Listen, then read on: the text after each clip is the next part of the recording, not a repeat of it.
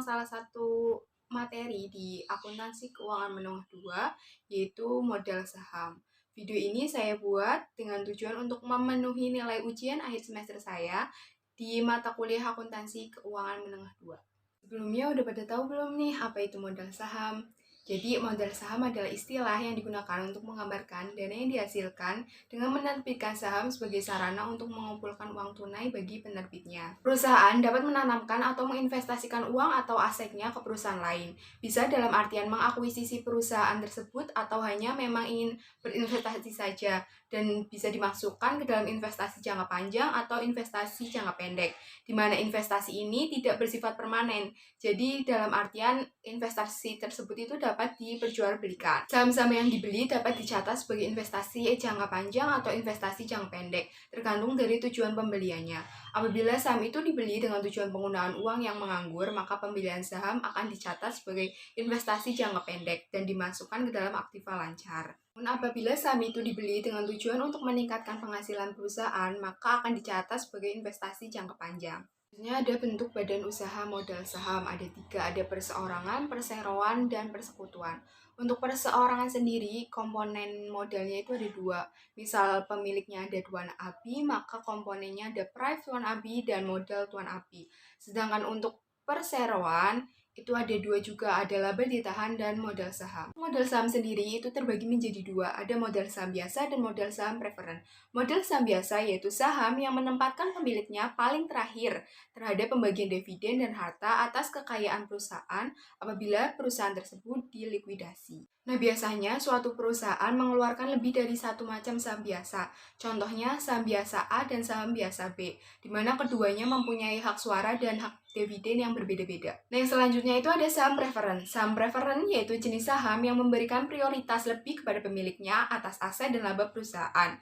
Saham preferen merupakan gabungan antara obligasi dan saham biasa yang bisa menghasilkan pendapatan tetap bagi pemegangnya. Pemegang saham preferen memiliki hak untuk menerima dividen secara tetap dari perusahaan, didahulukan pembayaran dividennya dibandingkan dividen yang dibayarkan kepada saham biasa. Nah, untuk saham preferen sendiri itu dibagi menjadi 2, ada saham preferen kumulatif dan saham preferen non-kumulatif. Apa sih bedanya saham preferen kumulatif sama saham preferen non-kumulatif?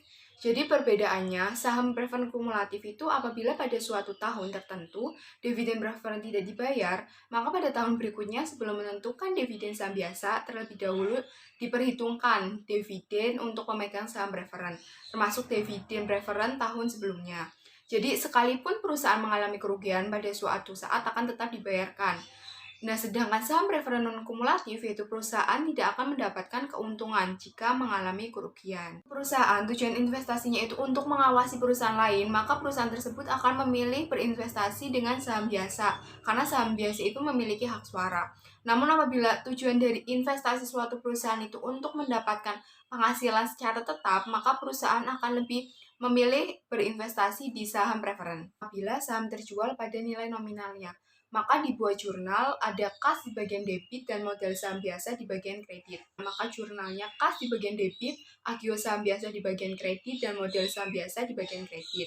Yang terakhir, apabila saham terjual di bawah nilai nominalnya, maka jurnalnya ada kas di bagian debit, disagio saham biasa di bagian debit, dan modal saham biasa di bagian kredit. Tukaran saham dengan aktiva non-kas. Jadi jika saham yang dikeluarkan dengan memberikan aktiva non-kas, maka sesuai PSAK nomor 21, dalam keadaan seperti ini, besarnya jumlah yang akan dicatat dalam rekening modal itu nilainya ditentukan berdasarkan harga pasar saham yang dikeluarkan atau nilai wajar aktiva yang diterima. Di dalam jurnal itu ada 2. Nah, misal itu aktivanya berupa tanah, maka apabila dicatat atas dasar nilai wajar aktiva, maka ada tanah di bagian debit, agio saham biasa di bagian kredit, dan modal saham biasa di bagian kredit. Namun, apabila dicatat atas dasar harga pasar saham, maka ada tanah di bagian debit, agio saham biasa di bagian kredit, dan modal saham biasa di bagian kredit. Terus restock adalah jenis saham yang dikeluarkan untuk investor dan kemudian dibeli kembali oleh perusahaan penerbit atas nama perusahaan itu sendiri. Atau dengan kata lain, treasury stock adalah jenis saham perusahaan yang dibeli kembali dari peredaran untuk sementara waktu. Jadi pembelian kembali saham itu dipengaruhi oleh beberapa alasan. Seperti contohnya itu untuk menaikkan harga saham, untuk dibagikan sebagai dividen, atau untuk dikeluarkan dengan surat berharga lainnya. Nah, besar kecilnya saham yang dibeli akan mempengaruhi tingkat likuidasi saham di bursa karena saham treasury itu dapat mengurangi jumlah saham yang beredar, sehingga saham treasury itu tidak diikutsertakan ke dalam perhitungan laba perusahaan di laporan keuangan. Yang pertama, apabila perusahaan mengeluarkan saham biasa, maka jurnalnya ada kas di bagian debit, agio saham biasa di bagian kredit, dan modal saham biasa di bagian kredit. Yang kedua, apabila perusahaan membeli kembali saham, maka jurnalnya ada modal saham biasa di bagian debit, agio saham biasa di bagian debit, laba ditahan di bagian debit, dan kas di bagian kredit. Yang ketiga, apabila terdapat laba rugi dan dibuat jurnal penutup pada akhir tahun, maka jurnalnya ada laba rugi di bagian debit dan laba ditahan di bagian kredit. Yang keempat, apabila perusahaan menjual kembali sahamnya, maka jurnalnya ada kas di bagian debit, agio saham biasa di bagian kredit, dan modal saham biasa di bagian kredit.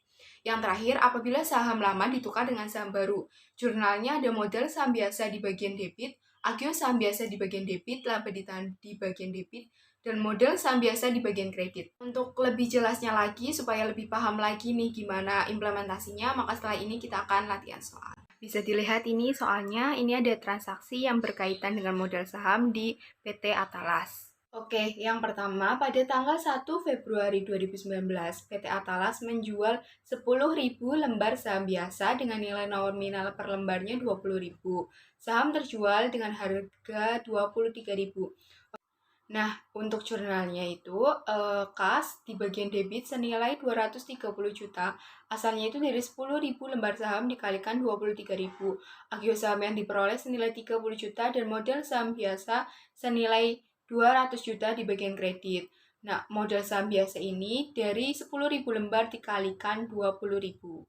Tanggal 31 Desember 2019, laba yang dihasilkan selama tahun berjalan itu 100 juta, dibagikan dividen kas sebesar 25 juta.